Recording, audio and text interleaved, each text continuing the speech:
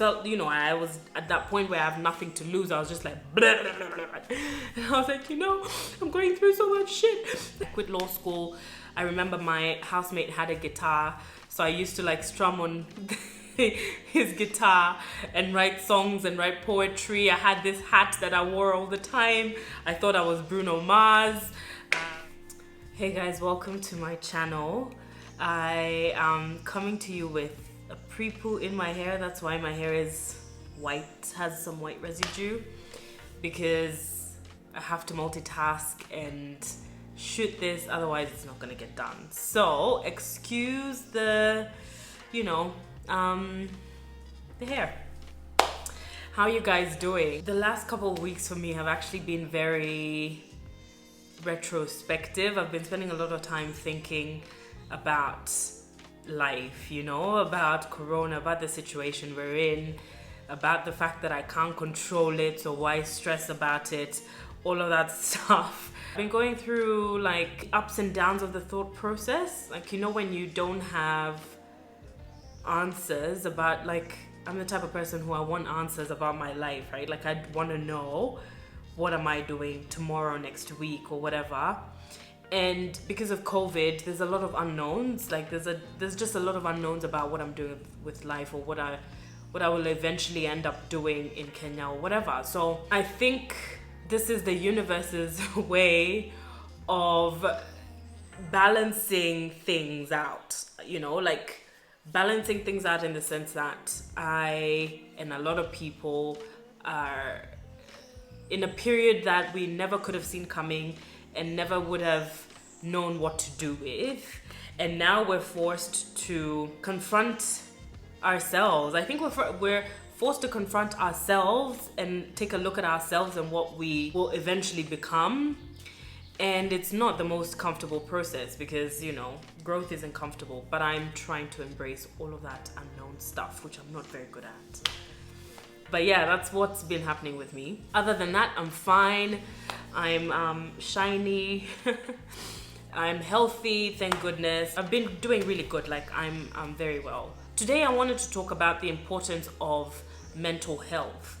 And I'll talk about it in the context of a personal, like my own personal experiences. First of all, I'll start by saying I'm not a medical professional in any capacity. I'm not a psychologist. I haven't studied any of that stuff. I'm not a professional. So if you're needing help with your mental health issues, please look for a professional or someone who's certified in that field, because I certainly am not. I'm just talking about my own personal experience. So I'll take it back to probably one of the most drastic things I've ever done in my life is when I quit law school. If you're an OG day one, you know that I studied in Australia and lived there for 13 years. So about half my life I lived in Australia. And I was studying. I went there to study, so I studied law and media. And it got to a point where this was, I think, around 2009. Around 2009, I quit law school. So I was doing a double degree, meaning when you're doing a double degree, you can choose units from each degree to fill up your semester load. So I would pick 2 media subjects and 2 law subjects to make my 4 compulsory subjects for the semester. But that particular semester, I was feeling a bit like law requires a lot of thinking, you need a lot of presence of mind to read through the legal texts. Like, they're massive texts. You have to read through them. You have to read through your assignments. You have to prepare for your exams and all of that sort of stuff. So whereas media for me, I felt was easier to just plug along. Like, I could pass easily without making much effort. But that wasn't the case with law. I had to put in a lot of effort with law because it required a lot of reading, as you can imagine. And I didn't have the presence of mind. Why didn't I have the presence of mind? I was in a hectic relationship that had ended. Or it was on and off. Like it was that situation that it was, you know, on and off. I was missing home so badly. I was missing my family. I'm newish to Australia still, so everything was just a shock to my system. And so I was literally, including myself, surrounded by just negativity. Like I just had a lot of negative vibes in my life. And I didn't know what to do about it. I didn't know how to label it. I didn't know what to call it. Yeah, I didn't know what to make of it. I just knew how I felt, and what I just felt like crap. Like I just didn't want to do anything. I didn't want to socialize. I didn't want to go to uni. I didn't want to go to work or get a casual job or whatever. I just got to a point where I was just like, all I want to do is sleep or stay in my room and never have to leave. Luckily at the time I was in a share house where I had a ensuite room. So I could easily stay in my room as long as I had food or whatever without interacting with my housemates and stuff. And so like people usually think I'm extroverted. I don't think I'm extroverted. I think I'm actually an introvert. I do, with a few extrovert tendencies.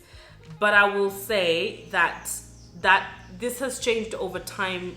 The extroverted tendencies have been added on over time because I think I was completely introverted before, like in the past. And so I could easily stay in my room back then for days without talking to anyone. I didn't want to do anything. Like I quit law school. I remember my housemate had a guitar, so I used to like strum on his guitar and write songs and write poetry. I had this hat that I wore all the time. I thought I was Bruno Mars. I didn't even have enough money at the time to put petrol in my car, so my friends used to come over, pick me up, and we would go, you know, places and stuff like that. Like I was just literally just drifting through life like a zombie, like, you know, not really doing anything. If you're an international student and you're an international student visa, you have to meet certain requirements that are stipulated in your visa. Otherwise, if you don't, you risk getting deported.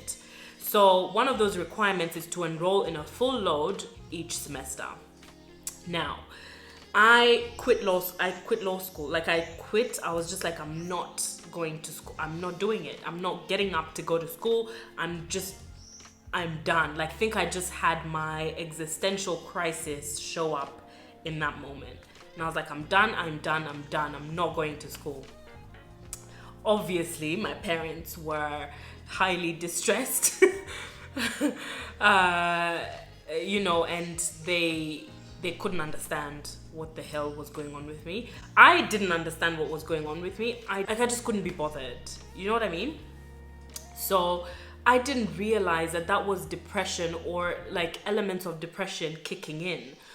All I knew was I don't feel like getting out of bed. I don't feel like interacting with people. I'm not going to school. I don't care if I'm deported or if these consequences are severe. To me, I was just like, I don't care. At the time, I just didn't care what the consequences were. And now, like when I look back, it's so anti-D to not care about consequences. And that's how I know now, looking back, that I was extremely depressed because I was just like, cool, if I'm deported, fine, because my emotions, my mind, everything was just off balance. So quit law school, didn't enroll in a full load that semester. So obviously I got flagged by the International Student Center. Luckily, I met someone in the International Student Center who I don't even know how I would repay this person back. But I met someone at the International Student Center who was just like, I've been through your records. You're a good student. You get good grades. What's going on? And so at that point, because I felt, you know, I was at that point where I have nothing to lose, I was just like, blah, blah, blah, blah. And I was like, you know, I'm going through so much shit. Like I'm in a bad relationship. I'm in and I just like, you know, verbal diarrhea. I just offloaded everything that I was feeling, everything that I was going through with her. And she was just like, okay, you know what? I'm gonna give you 6 months. I'll give you 6 months from now to decide whether you want to come back to uni. I would suggest that you come back. And she gave me advice that I should come back. And but I'm gonna give you 6 months. In that 6 months, don't break the rules of your visa. Don't work over 40 hours a fortnight. Don't get arrested for nothing, you know. Just make sure that you're actually keeping a low profile, because she was meant to report me to immigration so that immigration can send me a letter to say, you know, you need to leave the country if you're not studying. But she paused on that and gave me the 6 months to figure my life out. And honestly, that was my saving grace in terms of staying in Australia. I don't think, had she not done that for me, I probably wouldn't have stayed in Australia. I would have tapped out. I'm out. I would have tapped out, or been forced out, rather. So she gave me the 6 months. I was extremely grateful, but I still didn't even see the big picture of the implications of that, okay? So she gave me the 6 months. I obviously didn't, you know, break any rules. I didn't work over 40 hours a fortnight. I kept a low profile, like she said. And I remember coming across, a friend of mine posted on Facebook something, I think it was Super Soul Sunday by Oprah, and she had a guest on called Iyanla Van Zandt. And so I watched that episode, and I was like, ooh, who's this Iyanla woman? She was very assertive and very direct, and just she's like a spiritual life coach type situation. I hope I've gotten her credentials right. And she was just very direct and very assertive and very like, you know, you can't be a victim of your circumstances type of person. So I prefer a very direct approach. So I, you know, went and researched a bit more about Iyanla Van Zandt. I was in my bed on my laptop, where I always was almost all the time. And I researched Iyanla Van Zandt, and I saw that she had written a few books. One of them was called Peace from Broken Pieces. She had also talked about that a bit with Oprah. So I bought the book. I purchased it online to be delivered, and it was delivered in a few days.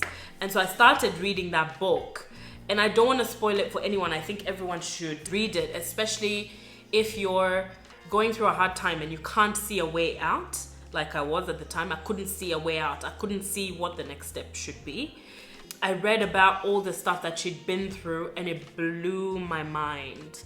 It blew my mind that someone can go through so much and still not only survive it, but thrive, but come out of it the other side, not only successful, but also accountable. Like they keep themselves accountable. And from then on, I was sold on Iyanla Van Zandt. If you know me, anyone who knows me knows Iyanla Van Zandt is one of my number one recommendations or preferences in terms of spiritual or like self-help, motivational type people. Iyanla Van Zandt did wonders for me and helping me rediscover who I was. I mean, this wasn't an overnight process as well. Like, it's not like I read the book and the next day I was just like, yes, I figured life out. Like, it's a process. It's a very long process. It's not like anyone on this earth has a master key to life. All of us are trying to figure it out. It's just, I think, a matter of repetition, because I think that's how you build mastery. That's how you master anything. So I read Iyanla, and then I looked her up on YouTube, and I consumed everything, and I still do to this date, probably not as much as I used to, but I consumed everything she put out. Everything she put out spoke to me on such a deep level. I was just like, if Iyanla can go through all these things and survive it, now she's sitting with Oprah, successful because, you know, now Oprah has put her on, and now people know about her, and now people are subscribing to her and her message and that sort of stuff. And now she has her own show on OWN. And just to watch that evolution of Iyanla was like, to me, anything is possible. Like, that's the point I started believing, that anything is possible, and I'm not controlled by the voice in here that is telling me, or you shouldn't wake up today, or you're too sad, or you're not worthy, or you're not this, or you're not that. I'm not my thoughts. And the other person that describes that really, really well is Tony Robbins, another person I swear by. Tony Robbins gives this example. He says, how many times have you had the thought, oh my God, I'm gonna kill that person? I know I've had that thought plenty of times. He says, well, do you go ahead and kill them? No, it's just the thought. So the same way, that's just a thought. You don't actually go and kill them. Most of us don't actually, fulfill that thought. This is the same way that thought of, oh my God, I'm not worthy, is just a thought. It's not reality. So when I started understanding these concepts, I was just like, oh my goodness, I'm not actually a victim of anything. I am accountable for the choices I make in my life. I'm accountable for what they manifest in terms of, if I make a choice about someone who I'm dating and that relationship doesn't work out, I made that choice, right? No one made that choice for me, and therefore if it doesn't work out, I have to be accountable for what I bring to the table, that sort of stuff. So I just started to become aware of my own energy, my own accountability, and taking control of my own story, because no one else can control my story. So yeah, I was very fortunate that I got to have that time where I could really press pause. And the reason I remember that time is because I'm in a similar time now where I'm not the one who's pressed pause, but Corona has pressed pause for a lot of us. And so it made me remember that time, and I was just like, it also taught me that you can't really judge a book by its cover, because from the outside looking in, no one probably would have been able to know the things that I was going through in the background. As long as you're alive, that task of working on yourself as a human being never stops, because suffering never stops on this earth. We're always gonna have challenges, we're always gonna have problems, we're always gonna have to overcome hurdles, but it's how you overcome them and the tools that you use that shape you as a person. So this period where the Corona has forced my life and a lot of people's lives to pause, in the sense that the plans we had or the ideas we had and stuff like that have all had to be rearranged and reimagined as we deal with this pandemic, is the same time, back then someone else was gracious enough to give me the 6 months to pause and rearrange my life. I eventually went back to spoiler alert, I eventually went back to law school, and I practiced law. I eventually went back to uni and finished my degrees and practiced and all of that good stuff. So the only thing that I regret actually is the grief that it caused my parents. Sorry, mom and dad. So that's the only thing I regret. I actually don't regret a period. I think it was necessary to become the person I've become. I think it's necessary generally in life to just pause and do a lot of introspection and spend time with yourself and know yourself. The world will tell you who you are, your parents will tell you who you are, your siblings will tell you who you are, your friends will tell you who you are, but only you can really truly know who you are and what you want to do with your life. And I think when you come to that realization, it's not only freeing, but it's also less of a burden, because now you don't really care about pleasing people too much or what other people say and that sort of stuff. So don't regret that period. I don't regret that it took me 6 months longer to finish my law degree. I don't, honestly, because had I not gone through that, I don't know, I probably would have gone through worse. Because at the time, I wasn't in a good space mentally at all. So yeah, so I just wanted to say, if you're in a position where you're feeling like you don't really know what direction your life is taking, the first thing I'll say is, I can guarantee you there's no situation that you go through that is unique. There's someone in the world that's going through exactly the same or worse. So take, I guess, consolation from the fact that We're all going through problems. Every single human is going through problems. The only difference with your problem and my problem is how we deal with them, is how we react to them. That's the only difference. Otherwise, we're all going through issues. We're all going through hardship. It's just the degree of the issue and the way that someone reacts and responds that's different. So don't feel like you're alone in anything that you're going through. I promise you there's people out there going through exactly what you're going through or worse. It's just a matter of getting resources. Reach out, look for the resources that you need to help you, get professional help, go for therapy, do whatever you have to do to get to the other side, because I'm the type of person who, if I want something, I'm not gonna give up until I will create a formula every day until I get it right. So I just wanted to drop that little message today. Happy new week. It's my birthday week. I'm not doing anything because Corona. But yeah, if you're a July baby, happy birthday. This is the best month to be born. And I will see you next time. Subscribe, leave a comment below. Yes, actually, this could be my birthday present from you. Can you leave a comment below? Tell me how you've gotten over or how you're getting over a difficult time. Let's help each other adult. I'm really into adulting together, okay? Because adulting is the ghetto. I don't like it here, but we can do this together and make it better. It's a scam. Adulting is a scam. So, my birthday present from you, leave a comment down below. First of all, subscribe if you haven't subscribed. And then leave a comment below telling me how you've dealt with or how you're dealing with tough situations. Have you dealt with mental health issues? Are you dealing with mental health issues? How do you manage them? That sort of stuff. And I will see you next time.